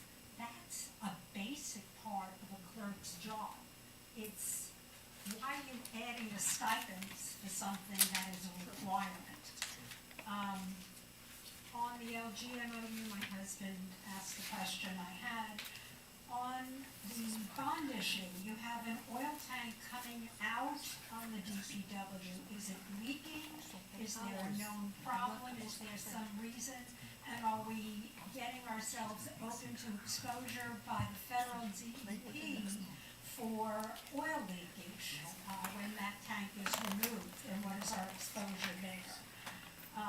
As far as sanitary sewers, I'm not going to recount the long history there, but I'm getting very confused about what is being done, where it is being done, when it is being done, and Sylvan Avenue is still not done, and as I understood, wouldn't even be set up to be done until March. So could you please present to the public at some point exactly what you intend to do with the 200,000 that's part of the 2 million and the 300 and the 950, where it's going, how the priorities are being set, which of the Boswell things are being taken care of, and what else has been identified that nobody knows about. All I hear are people coming, taking pictures all the time. Another thing, let me see here, notes. As I'm listening, congratulations to you and to Sean. I'm sure you'll do a wonderful job, but I was somewhat surprised that you opened your comments and thanked the mayor and council for supporting you in giving you a contract. When did this council meet to discuss it? You didn't go into exec to discuss it. You're not allowed to discuss it on the phones. So when did this mayor and council meet and decide to offer you a full-time job? That you are thanking them in advance for doing this. As I said, I'm happy to have you, but I don't appreciate the mayor and council perhaps violating the public open meetings law by not doing what you're supposed to do. No, Rick, it isn't, you've done that enough with other things that I'm not Oh, going to raise thank in you. public. My God, now you putting your clothes out. Okay, please stop it, yeah. No. Okay, just listen about the resident, On please. 910 Okay. and 940, where's the reimbursement? I checked today, no money has come in, no checks have been asked for. Where is it? As far as the Board of Education, I'd like to remind you all that as a resident, and as everyone else in this room who is a resident, we pay taxes for both the borough and the Board of Ed. So I don't care whose budget something is on. If you have to have a stipulation, an agreement that indemnifies people from getting sued, from falling on board property, I'm sure they'll do that. But don't start making phony transfers in order to reduce your own budget and raise that of the Board of Ed. I'm paying, she's paying, we're all paying no matter what. Number 4, since I saw Russell here, when are the meetings going to take place about the new ordinances that are in the HESPA report, and how have the issues been resolved with the local finance board? On recreation, how are all these new fees being determined? I am of a firm belief, having grown up in this town with my kids and raised them and participated, and now taking my grandchildren hopefully to some of these. I want to know why there is so little difference in the cost you're calculating for out-of-towners versus residents. We already pay for your programs when we pay our taxes. This shouldn't be an obligation of parents. This is an obligation of the borough to have a wonderful, welcoming environment for our children. We've grown up here. I'm older now. I don't have children myself using them, but we remember when they did. Okay, thank you so much. Thank you. Your time is good. Okay, thank you. Okay, next, please. Yeah, okay, yes, Mr. Porino, yeah. He's able to see. No, for Mr. Porino coming out. Good evening, Mayor and Council. Russell Perino, 220 Fairview Avenue. First, I wanted to congratulate Mitch and Mr. Lee on their election victory. I look forward to working with them and the rest of the council and the mayor in the years to come. A couple things I wanted to bring up. Number one is 5th Street improvement. There's been conversations that have been going on for, that I recall, about 20 years, and probably many years before that, about the 5th Street improvement. I think the time is ripe to move forward with that project. I think it would benefit everyone, including the town as a whole, for the tax ratables that would be generated by those improvements that would eventually be built. And I'll put on the record, I have no financial or personal interest in any property on 5th Street or on 6th Street or any adjacent streets. But I volunteer my services if there comes a time where you want to move forward with that project. I am here and ready to help with that process. A little involved, but it's, I've been through it before on a personal level, so I know how that process would hopefully would work. I don't mean to steal anyone's thunder, but I know it's been something that's been considered by the council for It is. a long time. It was approved.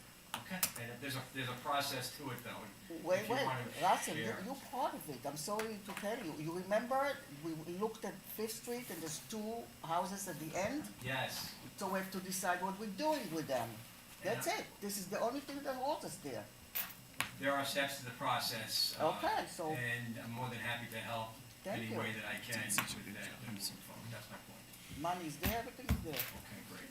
That's it for tonight, and any questions for me, I'm more than happy to. Municipal report, that's due December 31st, has to come to the council and to the planning. You're talking about the housing, the fair share housing report? Yeah, the fourth round. Mr. Mistrader is the point person on that. The borough attorney can probably comment better. We were asked by Fair Share to provide certain documents, and we did.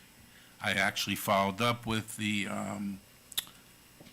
people who had made the requests, and they said they're reviewing our response. They're going to let us know if they require anything additional, but I think they're going to approve our plan that we submitted. If there's any changes, we will come back, but everything will be done in time according to the regulations. Yes? So these were Made a lot of suggestions. recommendations And and, they were- and asked that they be considered and brought back to us not 7 days before it has to be filed. Not that it has to come to the mayor and council, be approved, and us the following night. I think Mr. Mistrader I mean, is he- capable of responding, and I Give believe us he's. the report now. Yeah, I'm not sure if the planning board will have to deal with that again as a board.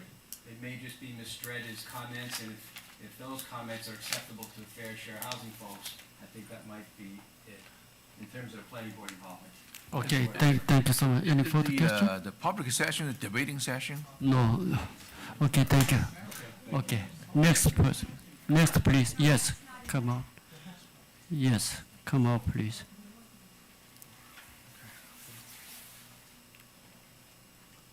Hello again, Andrew Nickow, 54 Elm Street.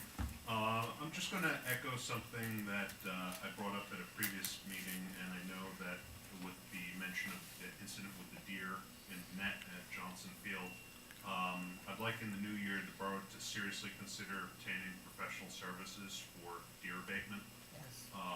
They are all over the place. There have been numerous motor vehicle accidents with deer, and honestly, they just destroy everything in their path. So I'd really like the Borough Council to, look into hiring a vendor for that. The other thing is, and I've mentioned this to Gino, is I'd also like the borough, first responders to adopt some sort of clear ordinance for identifying house numbers. So that way we can find your house number when it counts, as well as investigating whether or not we can go back to the curb painting that we had in, probably more than 2 decades ago, where the house numbers were, at that time it was volunteered to be painted on, somebody just went around and did it. The Lions Club, yeah. But they're no longer in existence, so, I'd like to see that, and that really does help first responders or even your Amazon delivery from identifying your house so you can get your stuff on time. That's it. Appreciate it. Thank you. Okay, thank you. Okay, next, please. No one saying? Mayor, Okay. then we just ask the people in the Zoom if they have Okay. anything. For folks that are on Zoom, if you wish to be heard, please unmute yourself or raise your hand. I'm just going to increase the volume on the back TV. There is a little bit of an echo, but just to get you there, please just state your name on the record. You don't have to state your address.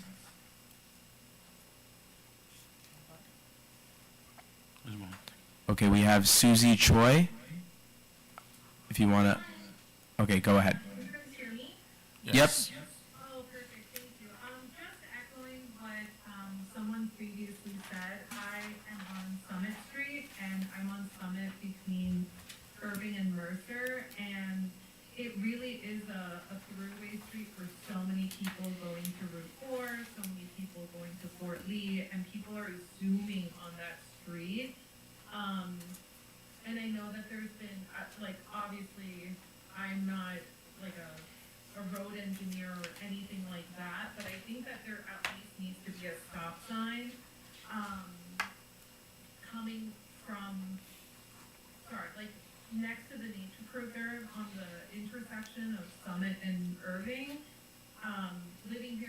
have kids in the neighborhood. Our kids are playing out in the spring, and I think it really needs to be done, or something has to be done, or like, one of those signs that like shows the speed limit. I think that would be really, really great. We have been trying to get this passed for, I don't know, I've been here like 4 or 5 years, and so, it would like really, really be nice to see something done. And I'm happy to like put some money into it. I'm sure our neighbors are too if that's an issue. We just want something to be put up there so people are safer. And I will say a lot of those people are going down to Route 4, so they just don't care. But that's my main concern. Thank you so much. Okay, thank you. Thank you, Ms. Choi. If anybody else would like to be heard, please unmute yourself, raise your hand, or try to get our attention somehow. Okay. All right, Mayor. Seeing nobody else. No one? Okay, no one is seeing and hearing. Can I have a motion to close the public comment? Second. Okay, all in favor? Aye. Okay, next item is, okay, now I need approval of minutes. I need a motion and second to approve October 8th, 25 regular meeting minutes. Roll call, please. Do we have a motion I yet? need a motion. No, and motion, second. okay. Motion. Motion and second, who is second? Councilman Patel is seconded. Okay, roll call, please. On roll call, Councilwoman Drummond, Yes. Councilman Luciano, absent. Councilwoman Begets, Yes. Councilman Liang, Yes. Councilman Patel, Yes. Councilman Katrubis, Yes. motion carries. Okay, thank you. Next item is payment of voucher. I need a motion and second approval resolution 25-230. Make a motion. Any second? Okay, any discussion? No one? Okay, Madam Clerk, please. On roll call, Councilwoman Drummond, Yes. Councilman Luciano, absent. Councilwoman Begets, Yes. Councilman Liang, Councilman Patel, Yes. Councilman Katrubis, Yes. motion carries. Okay, from this next item, okay, Bob, would you take it hold this adoption of ordinance? Okay. So we're discussing now the ordinance on second reading. The first ordinance is the lead paint safety inspection ordinance. Could we have a motion for the clerk to read the ordinance by title only? Is there a We motion? need a motion. and Motion.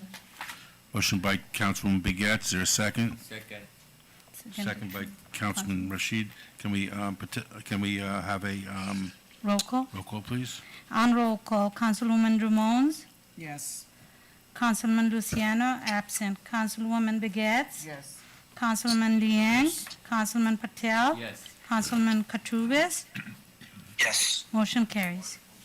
Okay, this ordinance now is for public discussion on second read. If any member of the public would like to come forward to discuss this ordinance, please do so now. Title first. She has to read the title into the Yeah. Oh, I record. thought you, I'm sorry.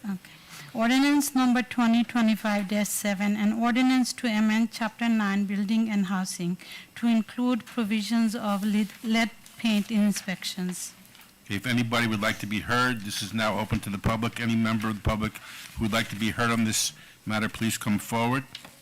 We're going to start with the folks in here, and then we'll focus on the people on Zoom.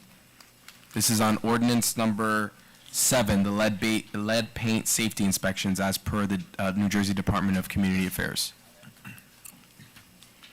Okay, Okay? Wait, for anybody on Zoom, if you're wishing to be heard, please unmute yourself or raise your hand on this ordinance, and this ordinance only. Okay? Nothing, Mayor. We didn't vote for the open. it's fine. There's none. Okay. Then we can have a motion to close the public hearing on ordinance 2025-07. Make a motion. Second. Motion by Councilman Liang, second by Councilwoman Begets. Can we have a roll call then? On roll call, Councilwoman Drummond, Yes. Councilman Luciano absent, Councilwoman Begets, Yes. Councilman Liang, Councilman Patel, Yes. Councilman Katrubis. Yes. Motion carries. Okay, and then may we have a motion to adopt and advertise ordinance number 2025-07 in accordance with law? May we have a motion for that? Make a motion. Second. Motion by Councilman Liang, second by Councilwoman Begets. A roll call, please. On roll call, Councilwoman Drummond, Abstain. Councilman Luciano absent, Councilwoman Begets, Yes. Councilman Liang, Yes. Councilman Patel, Yes. Councilman Katrubis. Yes. Motion carries. Okay, we have a motion, we have a second reading for ordinance 2025-08, a street opening amendment ordinance. Then we have a motion for the clerk to read the ordinance by title only. We need a motion Need a and second. motion? Make a motion. Second. Councilman Motion Liang, by- second by Councilman Patel. Okay, On, roll call. on roll call, Councilwoman Drummond, Yes. Councilman Luciano absent, Councilwoman Begets, Yes. Councilman Liang, Yes. Councilman Patel, Yes. Councilman Katrubis. Yes. Motion carries. Okay. And ordinance number 2025-08, an ordinance amending Chapter 13, Streets, Sidewalks, and Sanitation, Section 13-1, and to establish a street opening moratorium and require enhanced restoration of newly paved streets. Thank you. May we have a motion to open the matter for public hearing on ordinance number 2025-08? Motion. Second. Councilman Liang, second by Councilman Begets. A roll call, please. On roll call, Councilwoman Drummond, Yes. Councilman Luciano absent, Councilwoman Begets, Yes. Councilman Liang, Yes. Councilman Patel, Yes. Councilman Katrubis. Yes. Motion carries. Okay, then the matter is now open for public hearing on ordinance 2025-08. If any members of the public like to be heard, they may please come forward on this ordinance. We're going to start with the folks in the court chambers, and then we're going to move to the folks on Zoom. Mrs. Geiger?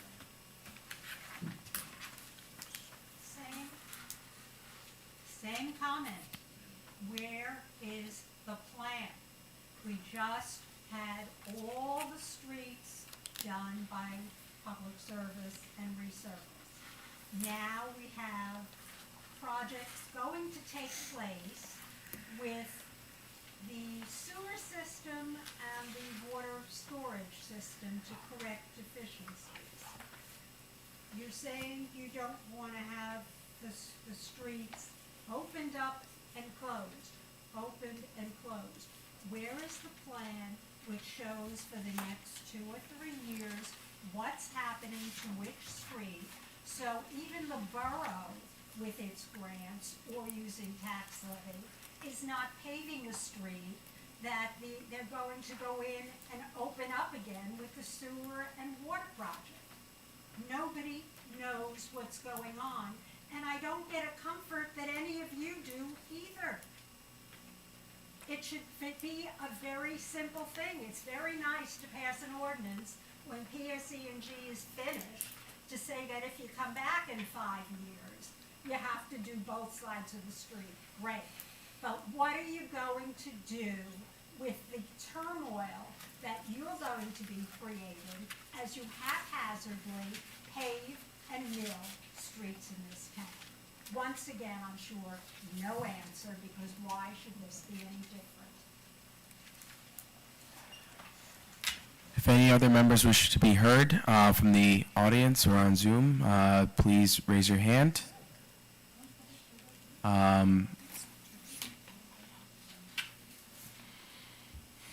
Okay, seeing none. Okay, seeing none, may we have a motion to close the public hearing on ordinance 2025-08? Motion. Motion by Councilman Motion. Liang, Second. second by Councilman Begats. On roll call, Councilwoman Drummond, Yes. Councilman Luciano, absent. Councilwoman Begats, Yes. Councilman Liang, Yeah. Councilman Patel, Yes. Councilman Katrubis. Yes. Motion carries. Okay, then, may we have a motion to adopt and advertise ordinance number 2025-08 in accordance with law? Motion. Motion by Second. Councilman Liang, second by Councilman Patel. On roll call, Councilwoman Drummond, No, not until we get more clarification. Councilman Luciano, absent. Councilwoman Begats, Yes. Councilman Liang, Yes. Councilman Patel, Yes. Councilman Katrubis. Yes. Motion carries. Okay, we have a ordinance number 2025-09, Phase 1 Borough-wide Sewer Improvement Ordinance. May we have a motion for the clerk to read the ordinance by title only? We need a motion Need and a second. motion, please. We need a motion. Motion. Second. Okay, motion by Councilman Liang, second by Councilwoman Begats. May we have the roll call on that, please? Yes. On roll call, Councilwoman Drummond, Yes. Councilman Luciano, absent. Councilwoman Begats, Yes. Councilman Liang, Yes. Councilman Patel, Yes. Councilman Katrubis. Yes. Motion carries. Ordinance number 2025-09, an ordinance to authorize the undertaking of Phase 1 of the borough-wide sewer improvement in, by, and for the Borough of Englewood Cliffs in the County of Bergen, New Jersey, to appropriate the sum of $950,000 to pay the cost thereof, to make a down payment, to authorize the issuance of bond to finance such appropriations, and to provide for the issuance of bond anticipation notes in anticipation of the issuance of such bond. May we have a motion to introduce and advertise bond ordinance number 25-09 for public hearing in accordance with the law? Motion. Second. Roll call, please. On roll call, Councilwoman Drummond, Abstain. Councilman Luciano, absent. Councilwoman Begats, Yes. Councilman Liang, Yes. Councilman Patel, Yes. Councilman Katrubis. Yes. Motion carries. Motion 10, Okay, which one are we on now? 10 now. Motion to read. 10, okay. We have a bond ordinance number 2025-10 for 2025 various capital improvements. May we have a motion for the clerk to read the bond ordinance 25-10 by title? Need a motion and second? Motion by Councilman Liang, Second. second by Councilwoman Begats. On roll call, Councilwoman Drummond, No. Councilman Luciano, absent. Councilwoman Begats, Yes. Councilman Liang, Yes. Councilman Patel, Yes. Councilman Katrubis. Yes. Motion carries. Okay, we have a motion. Let me read the I'm sorry? title. Let me read it. Oh, you didn't read it Yeah. yet? Ordinance number 2025-10, bond ordinance to authorize the making of various public improvements and the acquisition of the new additional or replacement equipment and machinery and new automotive vehicles, including original arpituous and equipment in, by, and for the Borough of Englewood Cliffs in the County of Bergen, State of New Jersey, to appropriate the sum of $2 million to pay the cost thereof, to make a down payment, to authorize the issuance of bonds, to finance such appropriation, and to provide for the issuance of bond anticipation notes in anticipation of the issuance of such bonds. May we have a motion to introduce and advertise ordinance number 25-10 for public hearing in accordance with the law? Motion. Second. Motion by Councilwoman Begets, seconded by Councilman Liang. On roll call, Councilwoman Drummond, No. Councilman Luciano, absent. Councilwoman Begats, Yes. Councilman Liang. Yes.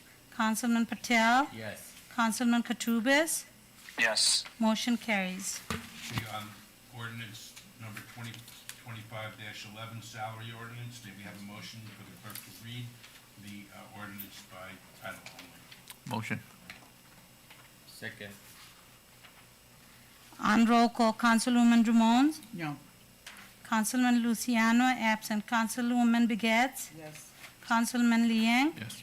Councilman Patel. Yes. Councilman Katurbis. Yes. Motion carries.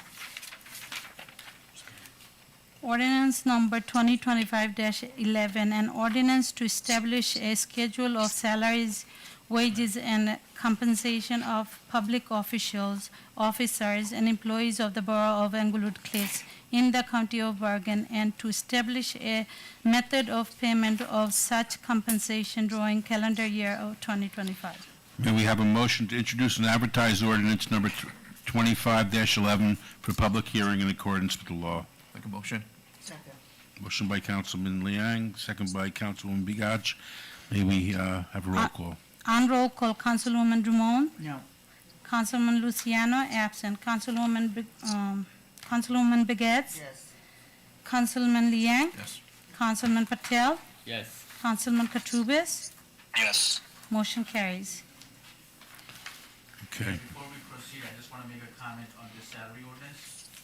So the salary ordinance we are introducing tonight establishes a range, as you all know.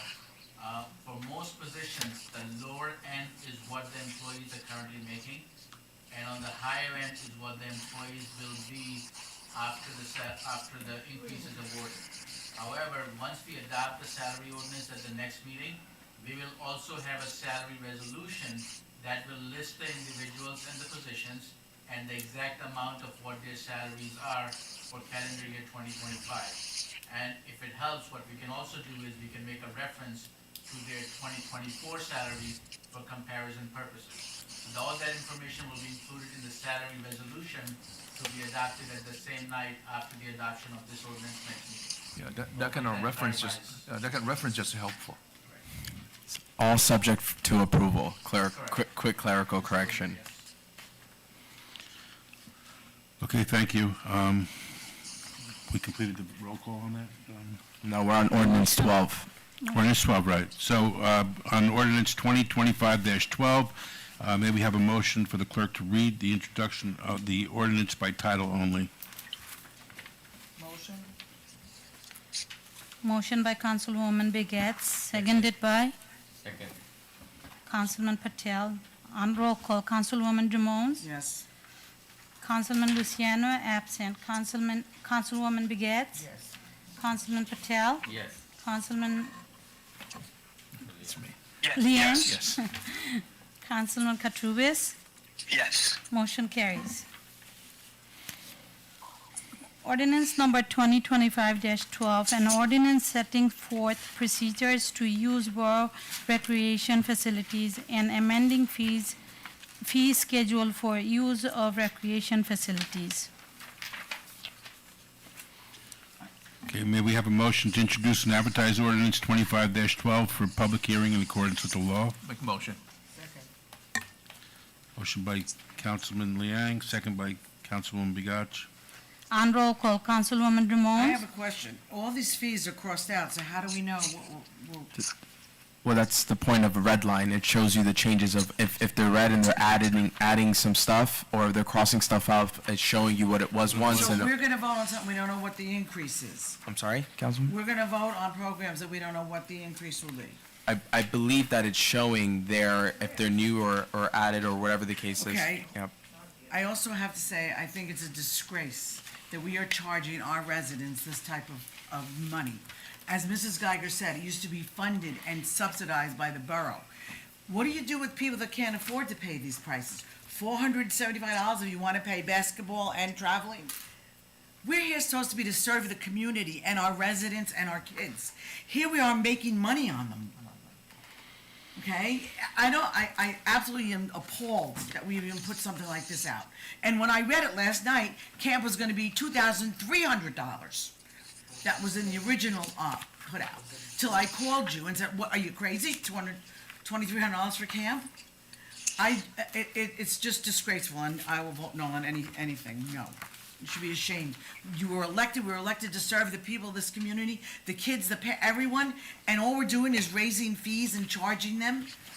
$475, there is no community that pays that much money to pay their sports. Okay. We have a motion con- to introduce and advertise. Did you read it already? Yeah, it was. My vote is no. Councilwoman. She's finishing the roll Drummond's call. no, yeah. Councilman Luciano, absent. Councilwoman Begets. Yes. Councilman Liang. This is just for the introduce, right? Yes. Yes. Councilman Patel. Yes. Councilman Katurbis. Yes. Motion carries. And I just have one other question. Are we charging our Little League and our kids to use the fields? Yeah, I believe that's what is the use of facilities is trying to set in tone for. We obviously, I haven't dealt with Little League yet. I would have to look into that information with the rec director, but I would. These people paid the taxes so that we would have a field. Now Yeah. we're going to charge our kids to use their own field. The ordinance also says that the recreation director and the borough administrator reserves the right to waive any and all fees. So when we have a There partial. should be no fees, and each and every one of you can vote to charge your Little League to play on their fields. We did waive the fees in the fall. Again, this has been a standing practice. We did waive their fees when they worked with Fort Lee to use our facilities, and our kids were a part of the field. So we've done it as past practice. We've waived fees before. We're continuing to do that. That's what the language allows for us to do with use of facilities. The use of facility fees are, you can't really, from a constitutional standpoint, and if I may, Bob, I don't mean to get in there, you can't turn around and turn anybody away from the use of our fields, right? So both residents and non-residents can come to our open space and use our fields. So in order to basically show preference to your residents, when it comes to utilizing these spaces and giving them these things, you have a resident All rate. these years, we violated the rules, because we let we played. Quite honestly, our existing ordinance, yeah, it's a little bit unconstitutional with some of the stuff that you have there. You put some stuff saying that you can't allow non-residents. You can't do that. You can't say you don't not allow non-residents. You put this measure in here to basically allow an opportunity. I've been to games where it says right on their field. No, there's a case law, Bob. Yeah. It was in Hilden, not where I was. It was in Hilden, not where I was. Yeah. And are we gonna charge our Girl Scouts to use the center? No, we can waive the right. We can waive it. But this is just introduction, Councilwoman. This is just intro. There's going to be an opportunity for the members of the public to come and speak on this ordinance, and then subsequent, subject to approval at the second reading. This is all it is reading it into the record and then setting the date for second I still reading. didn't get my answer. What did camp cost us, and what did we take in? Shuaib, did you? You were forwarded the information by the CFO just. Where, I didn't, tonight? He re-forwarded the information that he previously sent to the entire governing body about the. I don't ask for anything else. I know this council has been disagreements, but these are your kids and our kids, and to do this to them is a disgrace. I'm sorry. That's what you're elected for, to serve the people. It's not really serving the people by charging them to use their own fields. So we do have a different position, different voice from different directions. We introduced this one already. It just introduced it, doesn't mean it's approved or adopted. Yeah, okay, so, discuss, right? We can have, did we have a roll call on this? Yes, we Okay, are we done did. with the roll Okay, call. so we're down here, we're down to, Consent agenda. down to the consent agenda. Want me to take care of that? Good. Okay, now we're on the resolutions by consent, the consent agenda. Excuse me, I'm sorry. We're on the consent agenda, resolutions 25-231 through resolution 25-235 on consent. May we have a motion to adopt those resolutions by consent, please? Make a motion. Second. Okay, roll call. Motion by Councilman Liang, seconded by Councilwoman Begets. On roll call, Councilwoman Drummond. Yes on finance, no on adopting the code of conduct, no on appointing Ricky, except for Mr. McLaughlin, I say yes, and yes on block party. What's the number? Okay, so- Which number, yes? 234 can't be a partial yes, Councilwoman. It's either yes, no, or abstention. Then I'll abstain on that one. Okay, so 231, you're voting yes? Yes, 233, no. 234 abstain, and 235, yes. What about 232? I'm sorry. She said yes to finance, to Okay. both of them. Yes. Okay. No on 233, no on 234. These are our keys. And what about 235? You were yes on 235, Abstain. Councilwoman? Yes. She said yes to that. Okay, She said abstain to 234. Make sure you get that. Yes, I said abstain, 234. okay, then, Okay. you rested a roll call? Councilwoman Drummond, yeah. Councilman Luciano, absent. Councilwoman Begets? Yes. Councilman Liang? Yes. Councilman Patel? Yes. Councilman Katrubis? Yes. Motion carries. I understand, Mayor, that there's to be no executive closed session, Yeah, okay. and then if you're going to move right we're gonna now move to on. old business? Oh, okay, I'm gonna to discuss All any new new business? business and old business. Anyone gonna to discuss about any old or any new No, business? no, that was at the beginning of the meeting to talk about any item on the agenda. Okay. Okay, motion to adjourn. I need a motion, right? Yeah. I need a motion and a second to adjourn the meeting. I make session here. Okay. Somebody wants to Motion by Councilman Liang, Who is the seconded second? by? No, they're not Adjourn. going to closed session. Adjourn. They're not going to close. Okay. Are there any committee reports from the council members? Any committee members, any report? Okay, committee member discussion is in here. Anybody want to That's not my call, report? that's the mayor's call. Okay, here. To, I think we have a before motion- adjourn. Oh, no, we have a motion on the table already. Yeah, okay. Yeah. To close. So you can go For back adjourn. now. Okay, okay, adjourn, okay. Okay, roll call, please. Motion by Councilman Liang. I need second I to second. adjourn. Adjourn. Seconded by Councilwoman Drummond. All. Motion to adjourn. To adjourn. Yeah, to adjourn, yes. Did we appoint you? We didn't have that Me? yeah. That was the first resolution. Okay. Okay. All in favor? All in favor? Motion carries. Motion carries. Meeting adjourned. Meeting adjourned, thank you so much. 8:22 Meeting p.m. adjourned at 8:22 PM. Okay, thank you so much. Thank you. Everybody, good night. Thank you. Bye-bye. This is Ocean, No, this is Clippers, it's a new company. this can replacing Ocean? Yes. That's what I mean. Yeah. Okay. And nobody ever answers, so what's the good of open email because it's absolutely disgraceful. That paper get signed for the best practices? Councilwoman Drummond, did she sign? Councilwoman Drummond? Wow. We send a PDF copy. Councilwoman Drummond refused to sign. She said she didn't see that we did send a PDF copy of the audit. No, they wanted to speak again at the public But I session, need but I can't. everybody's signature. Send this out.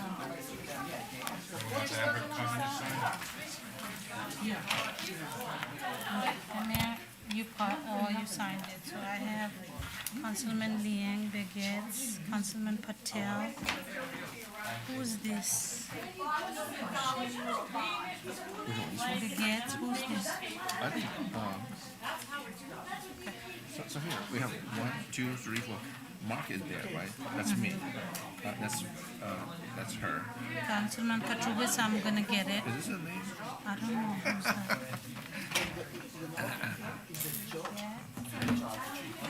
This is more like Councilman Patel, right? Right? I don't know, actually. I'll have to ask.